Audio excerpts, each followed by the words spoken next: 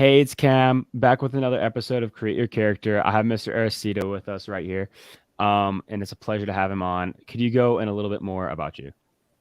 So you called me Mr. Aristide. That was, I don't know. Our I uncle want to be Aristide. called Mr. That makes me so old, even though I am kicking 57 now. But I don't feel 57. Trust me, when you get older in life, you'll realize you still think like a 18 to 25 or 25 to 40. It kind of stays there. So Okay. anyway, um, what did you wanna? What do you want me to tell me? What do you want What do you want me to tell me about myself? Just kind of about what you do and just a little bit of your history and background. All right. So I guess I'm a little strange, as you can hear from my accent. I was born in Suriname, South America, and when I was about 15 years old, my parents decided that after the country became self-independent. We used to be Dutch colony. They decided that the country wasn't going the right direction, so they wanted to leave. And also in Suriname, there were no colleges, so they wanted us to go to college. So we moved as a family to Europe, and I went through in the middle of high school at 15 years old. We left with the whole family because my older brother and sister were already high school age Uh-huh. and sorry, college age, and so they wanted to go to college. So we, as a family, left. So that was kind of weird because in the middle of 15 years, I don't know if you remember that, but when you're 15, you're pretty impressionable still, and you want to hang out with your friends more than anything. And we left almost overnight. It felt like they made a decision, told us, and 2 days later we were on a flight. So and it was in the middle of the school year, so we ended up in the middle of a school year in Europe where things were completely different, cold, miserable. But because of that, I think now in hindsight, super grateful because Suriname actually it's a third world. So we were never going to be exposed to the things that because we moved, we got exposed to. Europe is pretty small, so you travel a few hours, you're in a different country. So we were exposed to more languages, more cultures. And then at around 19, I decided already really quick, I don't want to be in the Netherlands. I wanted to come to the US. So at 19, I moved here on my own. My family stayed behind. I had an older brother that already had moved here. My sister had moved to Finland, I think it was at the time. So we were leaving the family as the kids, and I moved here to the United States. Stayed here till I was 23. Wanted to specialize in photography. Went back to Europe to go to school one more time for photography. And what happened there was after they saw my work, I worked as a photographer for a while already. Um, they saw my work and said, "Why would you want to go to school? You already are very gifted, so don't worry about it. Just go work." And Right. I was about to leave back to the US, back to my home here, and I met this girl, and I thought by myself, "That's the one. That's the one." But it's a little heavy if you're telling her, on your first date, "I think you're the one." But as I saw her, I knew it was her. And fast forward, I decided to come here, close the house up, go back. Dated her for about a month there just to find out. And after that, I decided to stay there and wait for her. I stayed there for about 7 years for her to get her paperwork in order to be able to move to the U.S. together. Wow. That's now 34 years ago. We've been married 32 years, so Wow. it was the right decision. Yeah, So that's that's it in a nutshell. yeah, that's cool. So you started, as I heard from that, as in a third world country, and then you slowly progressed to where you are now.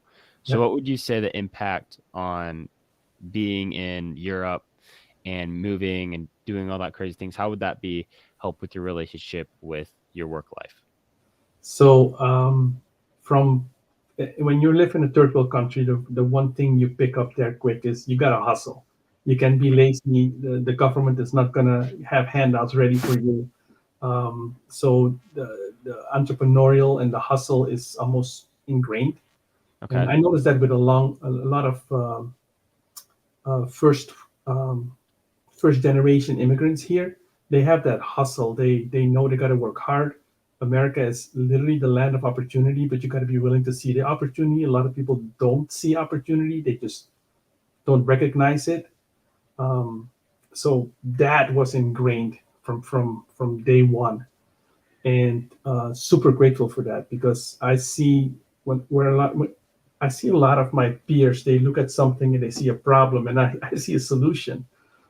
So that helped a lot with work. I always was a problem solver. I To give you an example, I worked as a true photography, which was one of my early passions. I worked in a photo lab, and one of the clients they had was Nike. Nike Worldwide was a big client for them, Oh, okay. but Nike had a big problem. They were spending hundreds of thousands of dollars. This is in the era of Agassi as a tennis player. I don't know if you even know who that is, I don't um, know. but he was a big tennis player, big soccer players at the time, Johan Cruyff, etc. But they were under contract with Nike to have their imagery up in the superstores. Nike had superstores. Right. The problem was that each time when they did a photo shoot, art director photo shoot, they made these big negatives or slides, and then they were printed once. And then when they wanted to reprint, nobody knew where the artwork was. Nobody knew where the negatives were. So they had to order a new photo shoot.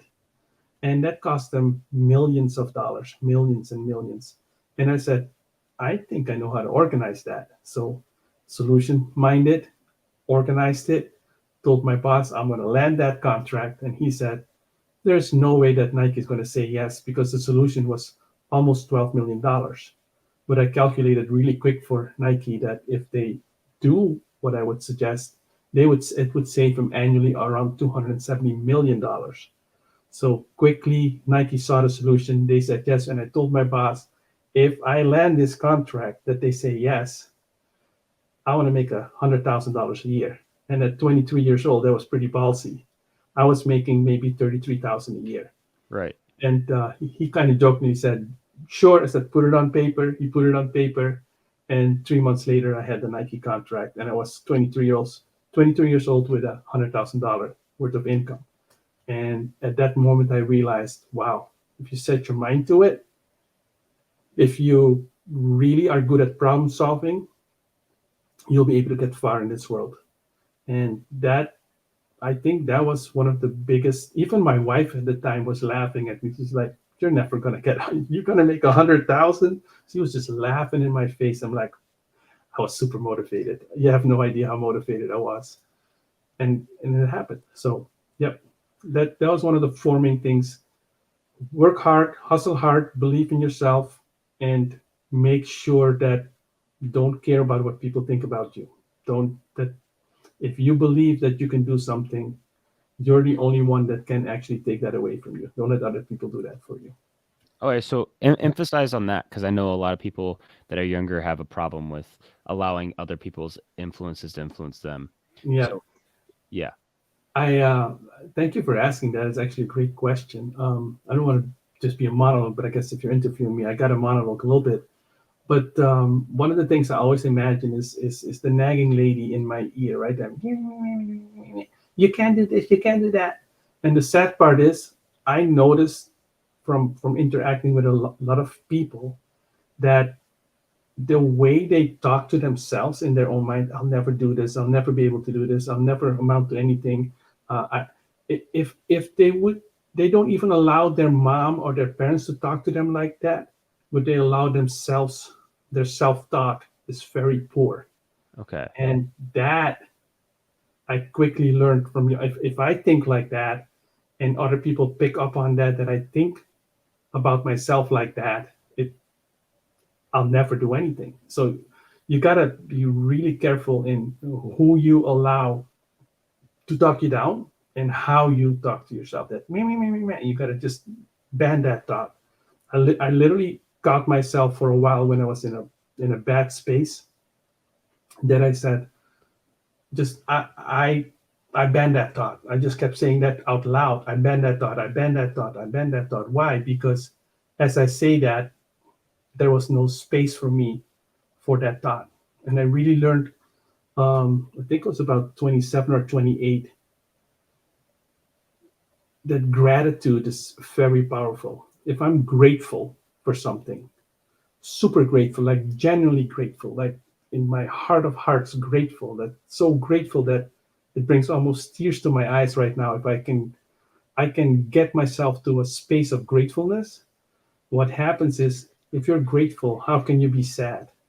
If you're grateful, how can you be mad? If you're grateful, how can you be angry? If you're grateful, how can you be, name it? You can only be grateful. And grateful is one of the I almost, I don't want to sound too like out there or something, but it's very healing. So if I'm grateful that I'm in the US. I don't have a lot of money, but I'm grateful that I'm in the US right now. So I'll work hard for money. I'm grateful that I have a spouse. We maybe lost our home, or it doesn't matter. But if you're grateful, good things start to happen just because you're grateful. Make sense? Yeah, yeah, that definitely makes sense. Yep. There's a book that I'm reading. It's I think it's 160 thought like tips and tricks of mental toughness, stuff like that. Hmm. I read a lot of mental toughness books to help me kind of expand like the pain tolerance of my writing and all that stuff.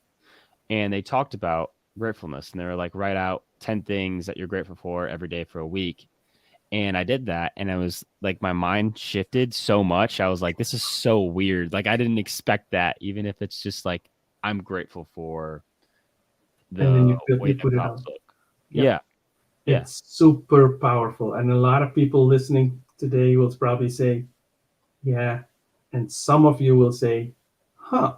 And those of you that say, huh, I encourage you to do what Cameron just said. Just write it out. Yeah. And I wouldn't just do it for a week. Like, I'm going to keep doing it because it's so beneficial. Yep.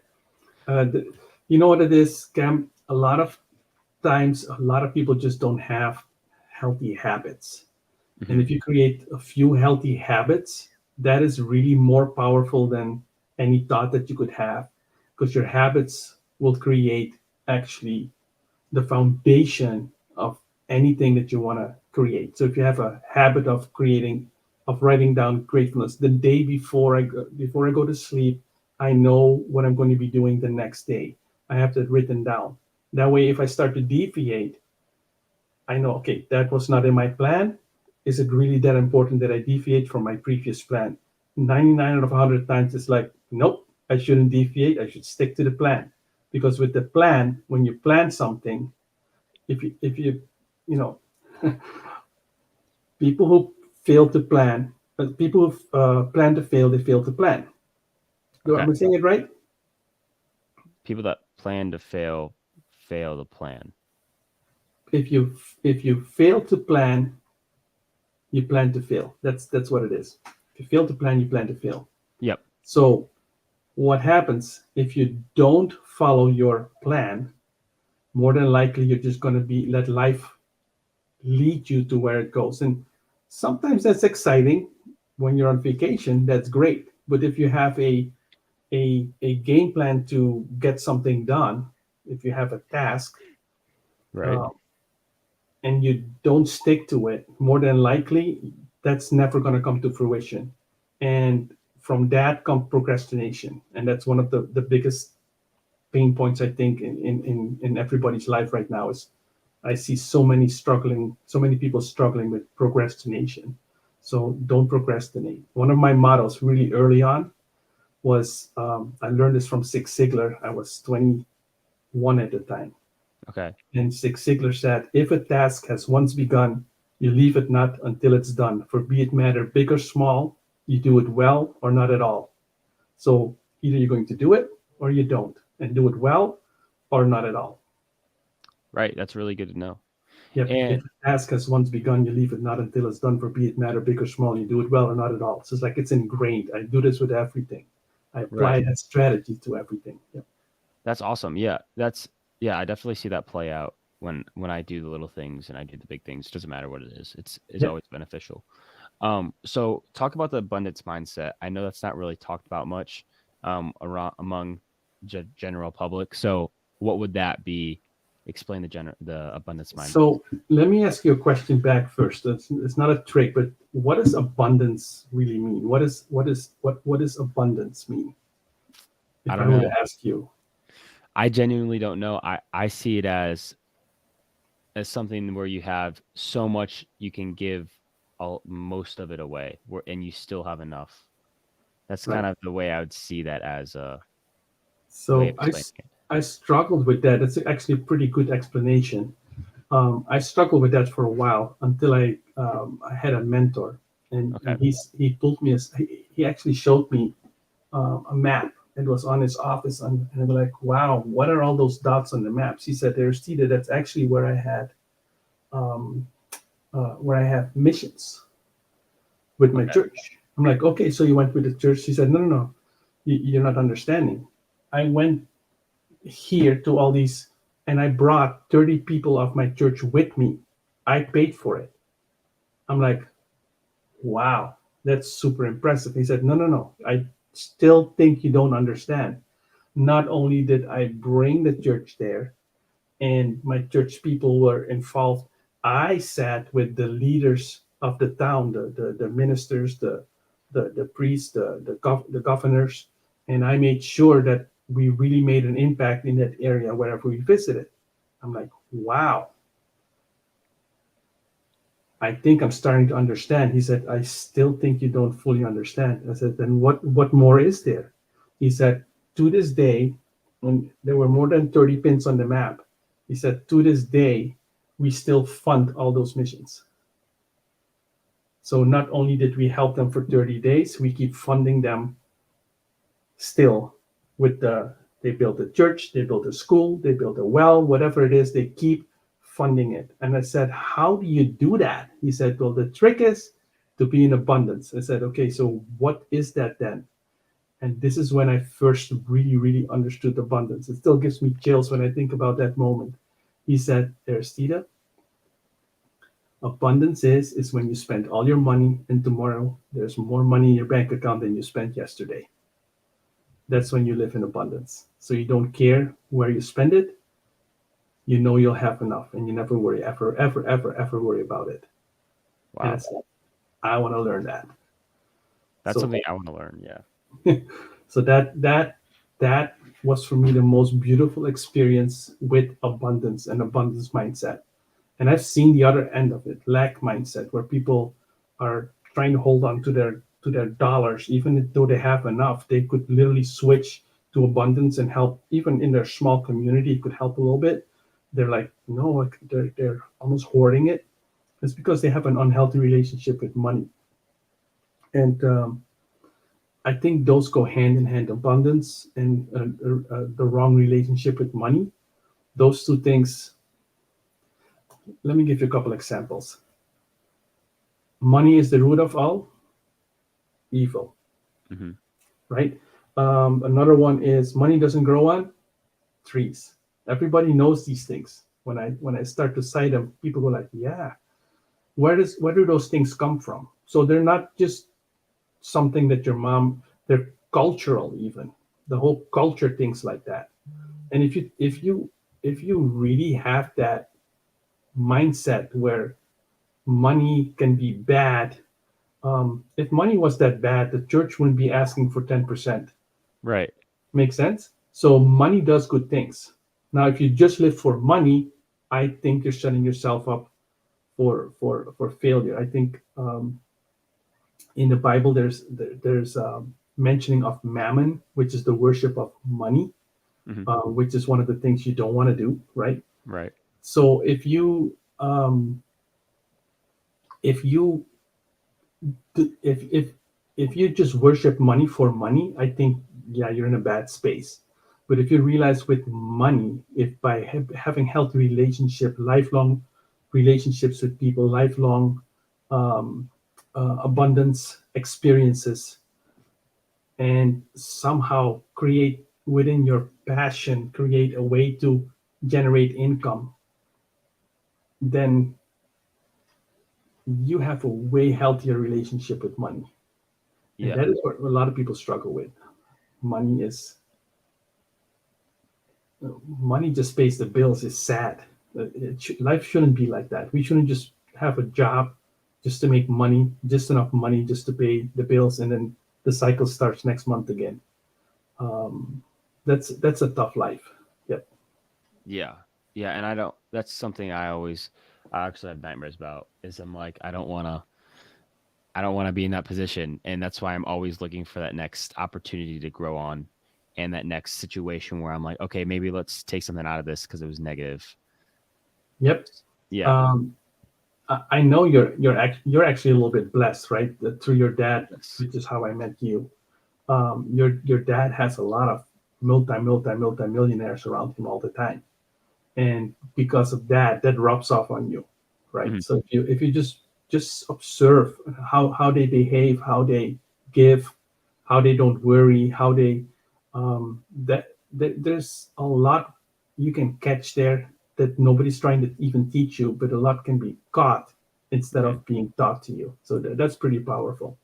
Mhm. And I'm actually grateful. Here's gratefulness that you're taking the time to bring people like that into your show here. Why? Because you're actually sharing some of that wealth that's around you all the time. I'm Mhm. not talking about financial wealth, but knowledge wealth. You're sharing that with your audience, so I think that's pretty powerful. Thank you. Yeah. And I love being around you guys. And one thing that I really take to heart is my dad always talks about the 4-hour work week that he read. Hmm. And I don't remember what book he said it's from, but he said that um, it said "We'll only work 4 hours a week and try to get your income at least up to $5,000 an hour, even though you know you shouldn't sell your time. And and then it's so cool to see that, hear that, and then also see it at the same time with the people that are around you. And I get to see you guys, and you're so carefree, and you're just. But at the same time, when work needs to get done, it gets done, and it's very like what you said. It's your time is very dense. Like you do a lot with that time. It's Yeah, very it's funny that you talk about that because I always thought that I was super careful with my time, Mhm. and I guess I didn't because I always was willing to give time. Uh, I didn't realize how precious time was. Okay. And at one point, for me, it was all of a sudden I started feeling a little tired. And then all of a sudden, I find myself in the emergency room at one night and they thought I was having a heart attack. And I go like, it doesn't feel like a heart attack, but something was going on and they were all busy around my bed. And I was 40, 49. Okay. And I'm like, whoa, this is way too young. And what happened was that um, as they were about to go in and treat me for a heart attack, a physician who wasn't even in the hospital saw my heart rhythm and the scans they had made so far. He said, "Stop! He's not having a heart attack. He has something completely different." And fast forward, they decided they had to operate on my condition. HCM, hypertrophic cardiomyopathy, is basically my heart muscle is way too thick, Okay. and the opening to my aorta is that small. It's 2 to 4 millimeters. Your Wow. aorta is the size of a quarter, and mine is super small. So because that hole is so small, my heart has to pump hard, which thickens that heart, over thickens that heart muscle. So I have a volume issue. And they went into operation, didn't work out, so they had to operate 10 months later again. Um, and it was in the hospital after that, they told me, you're done, Aristide. You're just don't expect to ever go to work. And at that point, I was doing my work, my 4 hour work week. And then the rest of my time, I was helping other people with the abundance mindset and I was giving away my time freely. And then I realized, wow, that I'll never be able to do again. And they basically told me I wouldn't be able to work again. And so I went home and like, well, no doctor's going to decide how I feel. I'm going to make up my own mind. And that happened fairly quick. And my wife thought I was nuts. My doctors thought I was nuts. They wanted me on all kinds of meds. And I said, you know what? And this is where I realized my mom does better research than the FBI. I kid you not. She asked the doctor, what does he need this medication for according to you? And he said, well, this one is for low potassium. She found a food that would give me that. So she wanted to give me natural foods versus medication because she knew with medication I would have all kinds of side effects. They wanted to put me on 8 meds for the rest of my life. I'm on 0 meds, thanks to my mom. So thank you, Mom. If you'd ever listen to this, thank you. I can't thank you enough. Grateful. But the whole thing was that if I was on the meds, I would have all these side effects, and I would literally be that person that they said I would never be able to work again. And I tell my doctor, I can tell you what foods I'm eating or not eating, so I don't have any side effects, and I'm still getting the nutrients in what the meds would normally give me with side effects. They don't want to know. They don't care. It's all good. I know what I need to do and not need to do. The other thing I realized because of that, I have literally 3 to 4 hours worth of energy on a daily basis. So talk about a 3 to 4 hour work week, right? I, I need to get that lesson. I need to really hone in on that lesson and apply that. So now I'm super frugal with my time, and it's how I realized that if you look at compounding, and everybody understands compounding with money, but never with time. So Okay. I hope this thing is going to help a lot of people when they listen really well to this one. When you look at, you either spend time, you waste time, or you invest time. A lot of people waste time scrolling on Facebook, Instagram, whatever you're scrolling on, TikTok, right? You can waste hours and hours of time. Or you can spend time, a good time spent would spend time with family, friends, or you can invest time. Invest time would be listening, for instance, to um, audiobooks, like you were saying yourself, Cam. You can spend invest time in relationships, in friendships, in mentorships, etc., etc. It's pretty powerful how compounding it is. If you spend 15 minutes a day on a specific topic, you'll end up being a specialist within a year on that topic. All it takes is 15 minutes a day. So now, what's a specialist? A specialist is someone who knows more and more about less and less, right? So that's my favorite way of saying what's a specialist. So if you put your mind to it and spend 15 minutes on a specific topic, you will, within a year, know more than 90% of the population on that specific topic. Any topic. Just pick a topic. And I'm going Wow. to challenge some of you to do that, because if you really want to be good at programming, then invest that time. If you want to be good at, what do? You do cycling, right? Yep. Spend the time on it. And then, with anything that you do, let's take cycling for an example. Hmm. It becomes a lifestyle after a while. You learn how to eat better just because of cycling. You know how to manage your time better because of cycling, because you want to spend time on cycling, you want to spend time on, etc. So a whole lot more comes with it, and more and more. If I would turn this around and interview on cycling, I bet you we can talk for 19 hours. And how long have you been actively cycling? I've been cycling for 7 years, but racing for about 5. So if I start a conversation just on that with you, we can talk 4 months because you've been that active with it for such a long time. Hmm. Make sense? Yeah. And then still you feel you don't know everything, correct? Yes. Lifelong learners do way much better in the world than people who say, I went to school and then they're done. Most people go to college, they play college sports, and then life stops for them. Like, why? Right. Life should start then, right?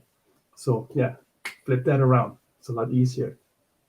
So, Talk about some mottos you have. So I already gave you one, right? If a task has once begun. Another one that I really, really, really um, live by is, especially when I notice I'm getting upset. So with my heart, the one thing that drains a lot of energy is if I get upset or angry, hurt, and all those things make my heart literally burn. It feels like it's burning in there. Wow. So those are not great emotions for me to have because they're draining. So I've learned to cope with that, and it's more than coping because I use it all the time. This question, you may want to write it down. What is it about you that I don't like about myself? What is it about you that I don't like about myself? So let me unpack that. If I get angry at you, you don't know why I get angry, but I get angry at you. It's more than likely because you're doing something that has nothing to do with me, but it irritates me enough. That means it's resonating with me. And because it's resonating with me, I get angry. Let's unpack that even a little deeper. So you may remind me of my Right. uncle that yelled at me for no reason, and you did something in a mannerism maybe that reminded me of that. Let's say my uncle always had headphones on. Okay. So now I have like a thing with people with headphones on.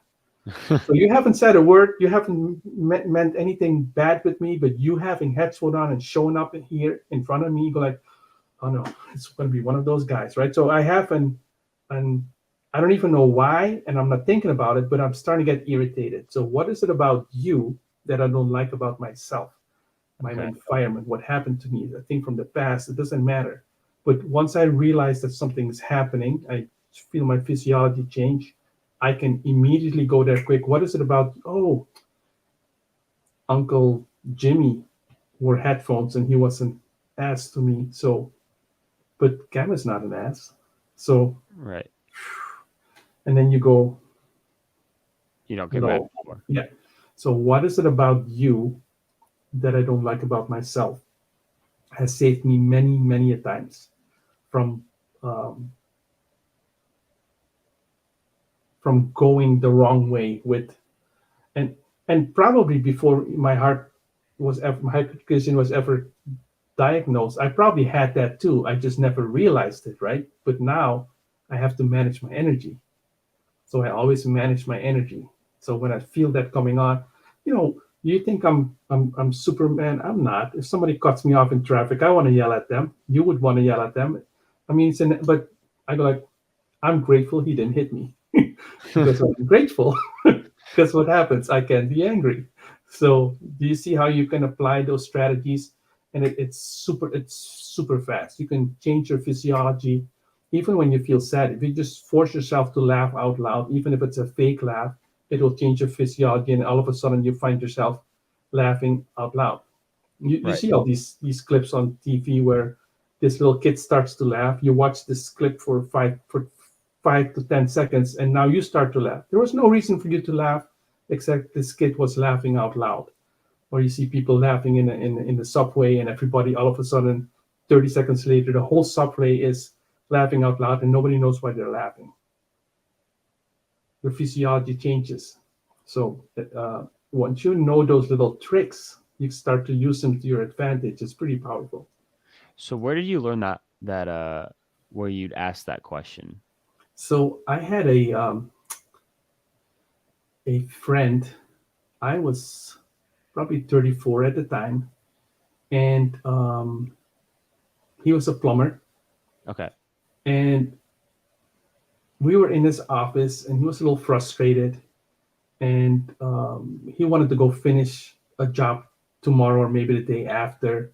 And he hadn't gone back a whole week. And this lady was just called him on the phone and yelled at him, "You opened up my whole backyard. You were going to come back the next day. You never finished it. And now this has happened, that has happened. Dog fell in the ditch that he had dug." And he's like, "Ah, why didn't I finish that job? I knew I had to go back. I never went back." So then I said, you know what?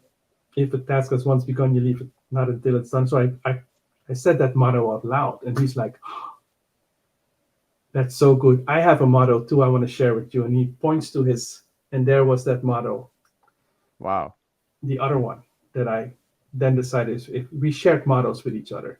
And Wow. it's funny, it's a good 18 years ago now, right? I can call him up.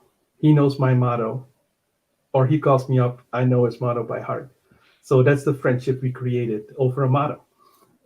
Yeah. So yeah, um, that's where I picked that one up with Mike Mango is his name. Yeah. Okay, that's cool. So, with you being so passionate about everything you do, is it the experiences in your life that have gotten you so passionate, or is it just what is makes you so passionate? I think life itself. If you've been so close to, all right, life is done. You're 50 and you're supposed to be done. I mean, you seen me just last week, right? Um, where we met for the first time.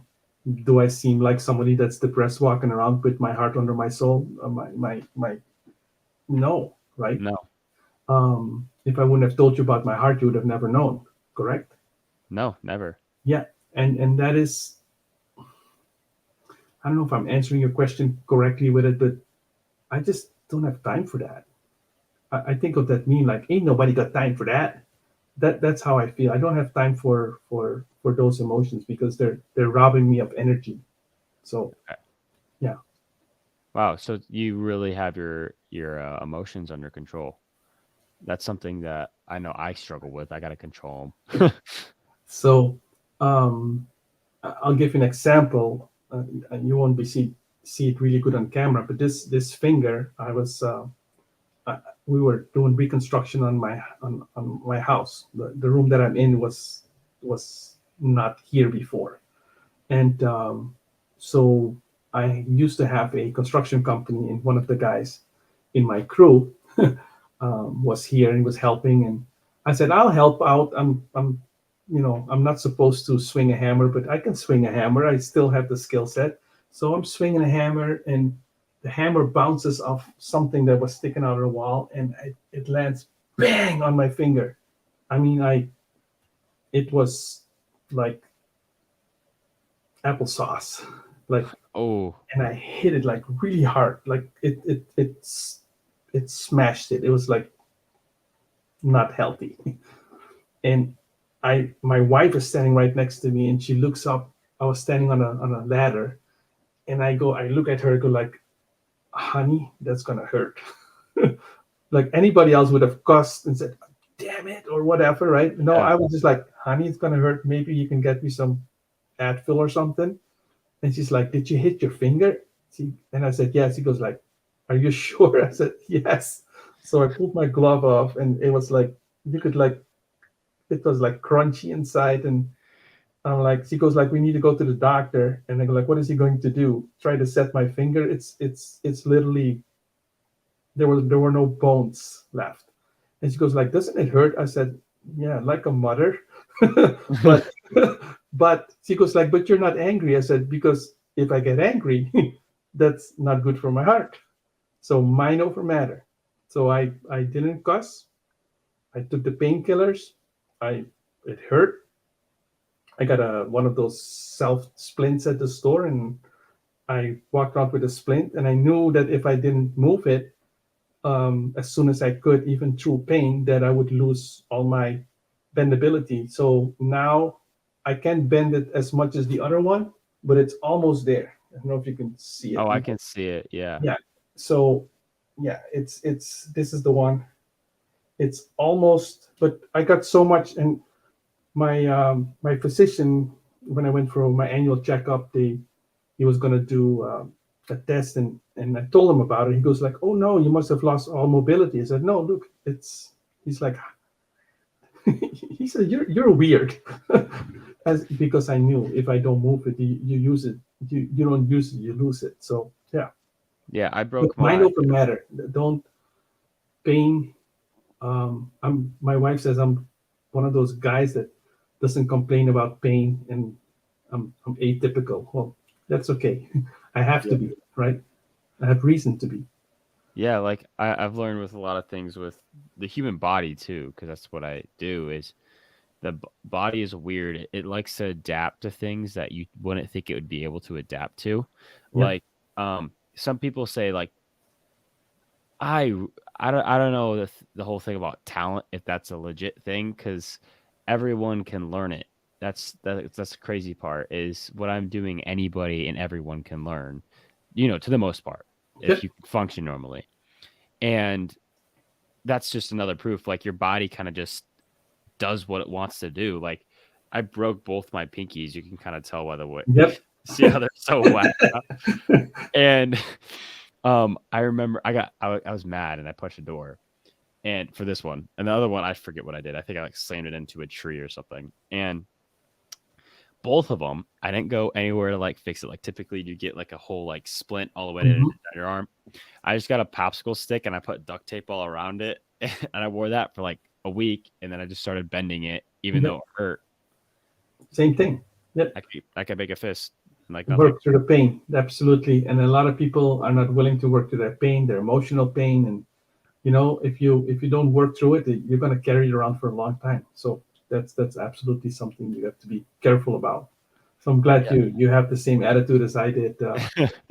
My crew still today, every time they see me, they were like, "Wow, you really hurt yourself that day," but you didn't complain. They thought I was joking that I hit myself because I didn't yell, I didn't throw the hammer down angry. Anything that they normally would have done, um, I didn't do that day. So yeah. Yeah. Yeah, no, it's kind of funny how it all works. But yeah, so with going through like tough experiences, like that would be one of an example, but So you how do want to you talk about tough experiences? Oh my goodness, um, being in the hospital, being told this is it for you, that was tough. But by that time, I had enough of a foundation from previous tough experiences that I knew that there's always sunshine after rain, and me being put myself in a grateful mindset will allow my body to heal itself a lot faster than anything else.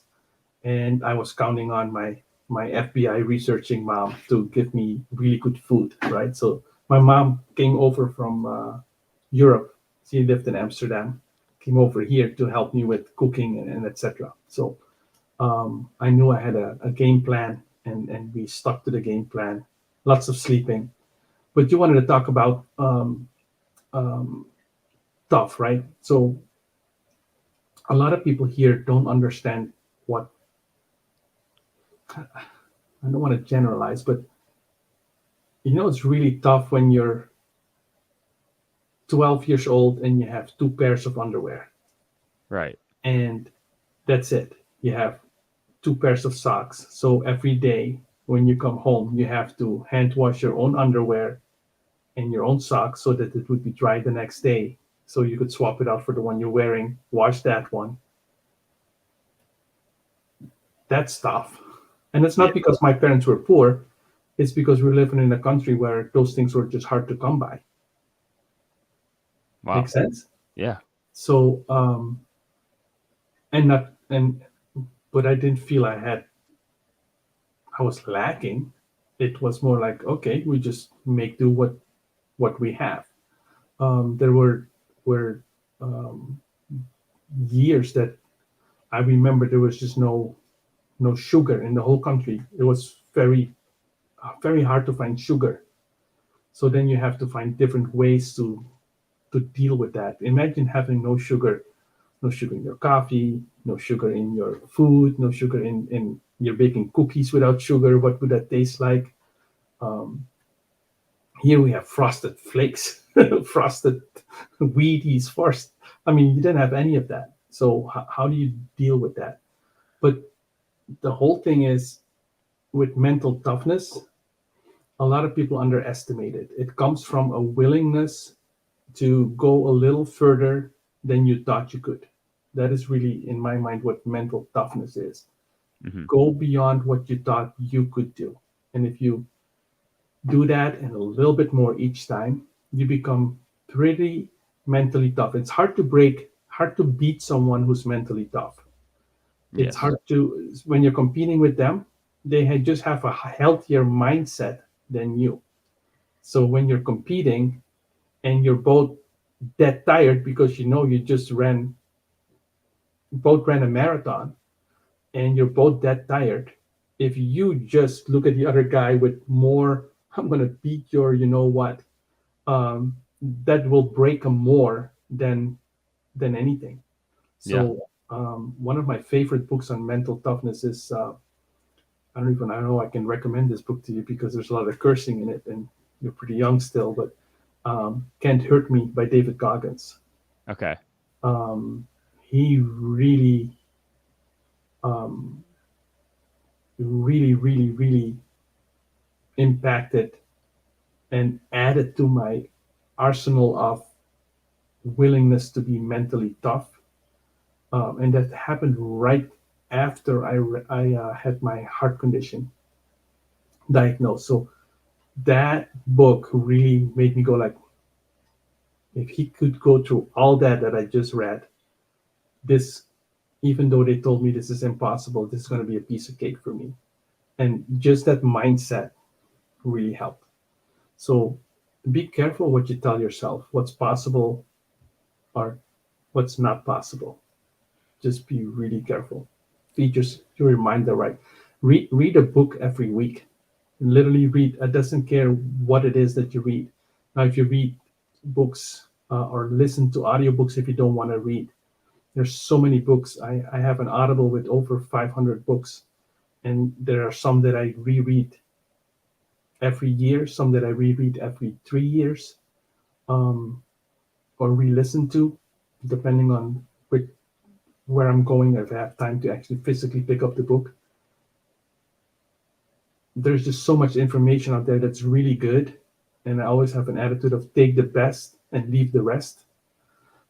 So each book there are two, three different things that I pick up, and then I really choose to apply whatever it was that I thought, aha, wow. Whenever I read like that, I stop, I reread it again, and then apply that to my life from there on forward.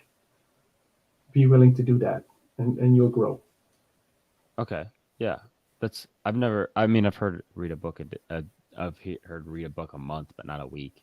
That's that's good to know. But I love David Goggins. I have this. I actually have one of his quotes on my helmet, but it's like a super short one. It's just pain is temporary. I always hear him say that in like everything he does, Yeah. and I have that written down in on the back of my helmet, so that way whenever I'm like done racing or before I'm racing and I put my helmet on, I'm like, okay, let's go. Um, yeah, I need to read that though.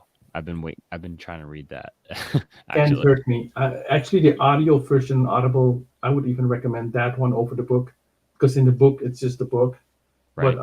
on the Audible version, on uh, his friend reads the book, but then interviews David Goggins in between chapters, and he talks about why did you write those things down? Why didn't you write these things down? Because I know these things were also happening. Why did you choose to write those things and not these things? And he talks about what was really happening behind the scenes. So it really enriched the whole experience of reading the book. And then I listened to the audio and go like, wow, that's so much better than the book actually. Wow. Yeah, I'll have to do both then. I mean, may as well. I mean, it's better to double hear it, get it imprinted in my mind. Cameron, what is the first question I asked you when we met? Do you remember? I think it was what do you want to be when you grow up? I think that's That's what it. it Wow, you remembered. was. I'm grateful for that. Um, so always remember that. And I'm asking you this right now because I wanted to see if you remembered it, but also what did it do for you since we've met? That question, Yeah. I've taken a more appreciation for it, and I see myself looking at riding because I want to do what I'm doing now. I want to be a pro mountain biker and race all over the world. Mhm. And I look at I look at it and I remember watching TV, like all the pros race on TV when I was younger. Or I used to work at a bike shop, so I literally would be like doing something, like staring at the TV, doing it. And and now and then it like hit me like after Sunday when I was flying home, and I was like, oh crap, like I literally was on TV doing what I was dreaming of doing since I was 10. This is crazy. Like, I have more appreciation for it, and I have more of a Yeah. drive to Yeah. go and do what I want to do. A lot of people don't get to do that because they give up on their dreams. They wanted to be XYZ and they end up not doing it. And then when I meet them when they're 25, 30 years old, they're like, what did you want to be? Sometimes they don't even remember. And then when I've asked them three, four times in a row, like different ways of asking the same question, they go like, and like, so, and I go, what happened? And then they realize, wow, it was my choices, that the choices that I made stopped me from that happening. I said, so is there any way we can go back to what you were really passionate about? And then all they need is a little nudge often. And they're like, they call me weeks after, like, I'm so grateful you asked me that question. It's been haunting me ever since, and this is what I've done since. And so it's just very, when you have a gift of influencing people, or you're in a position to influence people, just be very careful in how you do that and how you execute on that, right? Don't squander it. Really, really use it. You have a platform, use it for good Hmm. instead of for not good. Yeah. Yeah, like I remember the girl that I was sitting next to on the flight back. Um, I don't even remember how the conversation started, but you're sitting next to them for 3.5 hours, so you're bound to talk to them. Um, and then I found out that she wants to do photography, but she's in marketing for a company.